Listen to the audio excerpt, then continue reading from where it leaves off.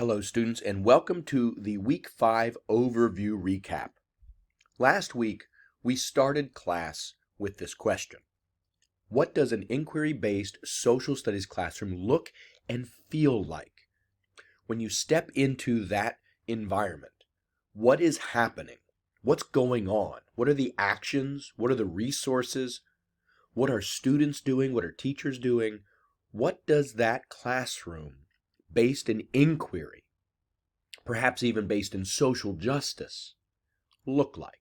And we developed a list of characteristics, and we discussed what that would look like to us in our future classrooms, or for me in my past classroom. We then transitioned to the concept of the democratic classroom, asking, is your classroom democratic? And we thought about the traditional classroom layout, which is on the left, but we also considered Bill Ayer's questions here on the right. If we look at the classroom as a blank canvas, what would that space be if we organized it around building a sense of confidence and competence, learning from the world and not just about the world? What it would look like if feelings of self-love combined with compassion and empathy for others were visible, available, modeled, rehearsed, enacted, and demonstrated. Truly, what would an environment built around a desire to know and to be look like? And so, after we looked at these images, we considered maybe it might look like this, a kindergarten classroom. And we asked the question, is our classroom democratic? And we worked our way through a set of characteristics, 1 through 8, considering the control, decision-making, the discipline, our speech and thought, the power. Where is that power? Where does it reside in the classroom? The environment itself, respect and involvement. We're going to come back to civic participation at a later point, but we work together to consider all of those characteristics in our classrooms to begin to rethink how we believe what good teaching and good learning is in a social justice, inquiry-based social studies classroom. These questions, of course, are deeply integral to who you are as an educator and belong on your digital resume under your philosophy of social studies education. We then dove into a couple sets of quotes from John Dewey and W.E.B. Du Bois. And these relate back to the environment as well. What do we believe about education? Do we believe that education is a process of living, not a preparation for future living? The classroom should be alive. We're not preparing them for an already ordained world. We are preparing them to take ownership of the world. That is very different. We are not preparing them for the world that was, or even the world that is. We're preparing them to build the world that will become, what they will inhabit. And we can do that through democracy, because democracy is not just a government. It's actually associated living. The interaction of individuals, the sharing of ideas, conjoint communicated experience. This is democracy. How do we bring associated living into our classrooms? How do we bring that conjoint communicated experience into our classrooms in active and meaningful ways? And then from W.E.B. Du Bois, rule following, legal precedents, and political consistency are not more important than right, justice, and plain common sense. How do we engage our students in the classroom? What are our expectations? How do we discipline our students? What do we consider to be right and wrong? What do we enforce?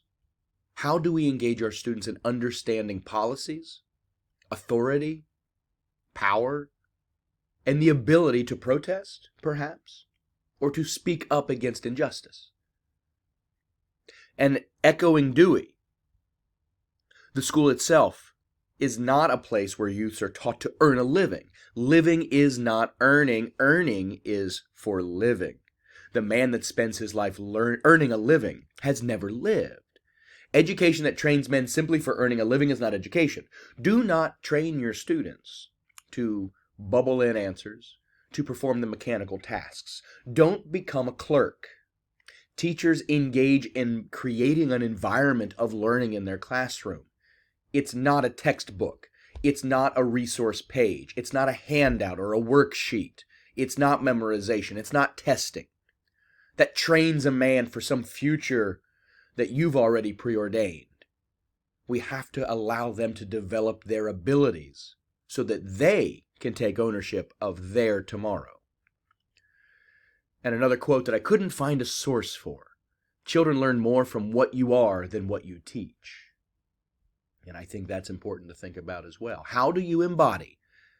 How do you model? How do you express? How do you exude the democratic classroom, associated living, social justice, and the other concepts we feel are important in the social studies? It reminded me of this political cartoon from 1992 from Jim Borgman, himself a middle-aged white man in Cincinnati. A quiz for white Americans. If this is how your country portrayed itself, how much a part of it do you think you'd feel? And this is why in the social studies, in particular in elementary social studies, we must counter the narratives that exist.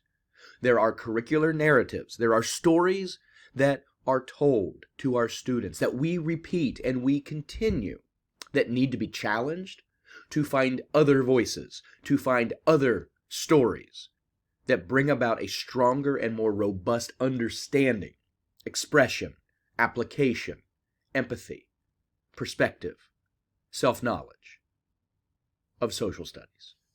We have to question, and we have to make sure we, as the curriculum and instructional gatekeepers, are bringing about something that is stronger. Then we did engage in developing a bit of the educational mechanics that will allow us to design and implement more open and dynamic classrooms through a consideration of objectives. There are 3 types of objectives that you might consider: behavioral, problem-solving, and experiential, and we discussed each very briefly, because what we wanted to get to was a consideration of the way we plan our lessons based in the concepts that we pull out of the standards. We use Bloom's taxonomy. We want to stay in the create, evaluate, and analyze as much as possible. Yes, remember, understand, and apply is important, but we don't want to dwell. And the tendency to dwell in the remember and the understand and never reaching the creation is problematic. And so we considered, what do we mean by understanding? And we considered these 6 types of understandings that we want our students to be able to develop. We want our students to explain. We want them to interpret. We want them to apply. We want them to develop perspective. And we want them to develop empathy and self-knowledge. We never say our students will understand. No. We say our students will explain. Our students will apply. Our students will utilize multiple perspectives to engage. We use words that have meaning and that are not murky. And this is the stem that I want us to use this semester in writing lesson plans. My students will X in order to Y, showing Z. X is the action. Look at Bloom's taxonomy. You all have the flip book that I gave out, and you can find other examples of the taxonomy that you might prefer. But what are the actions they will take to learn? Y is the learning or the understanding, such as perspective or explanation. What is it they're learning? What action are they taking? What are they learning through that action? And then Z, assessment. What is the proof of learning that you have identified? What is the outcome? What do you expect them to create? A simple way to look at this might be the following. My students will take notes in order to learn about the JFK assassination, which they will then show on a test. That is not a good objective, but it fits. We then dove into standards. This is an old example of a standard, but I provided standards: kindergarten, 1st, 2nd, 3rd, 4th, 5th grade. And we dove into those standards to begin writing a lesson plan that you were all provided with that might look something somewhere. I've got an example of it. Actually, I think it was back here. There it is. You have the course you're teaching, you have your concepts that you identify, you have a compelling and sub-question that you're drawing on, then you have your objectives and standards. Using the standards, identify concepts and questions so that you can write your objective. And then I asked you to give it a shot. What are the procedures and what's the assessment? Students, I look forward to seeing you on Wednesday at 6 o'clock at Building 4250 on the 4th floor outside my office. Thank you so much and have a wonderful rest of your week.